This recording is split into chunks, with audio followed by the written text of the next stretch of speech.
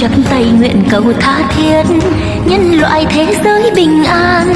Mùa xuân em đi lên chùa chân thành thắp nén tâm hương, cầu cho mười phương tám hướng chúng sanh nhờ ơn tế độ. Em đi lễ chùa mùa xuân di lặc nở hoa, bốn mùa đào vàng tỏ ngộ từ bi chan hoa rực rỡ.